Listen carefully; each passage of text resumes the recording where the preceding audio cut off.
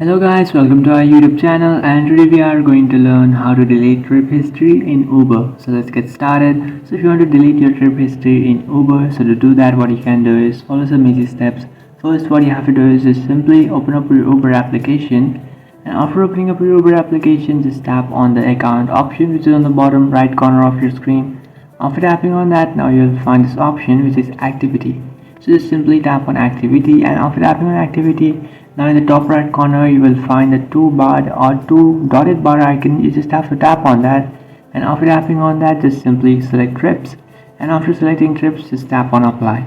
After tapping on apply, now you will find all the trips that you have made in Uber. So what you can do is just simply go ahead and then select the trips that you want to delete, and after selecting them, just simply tap on delete and you can delete your trips.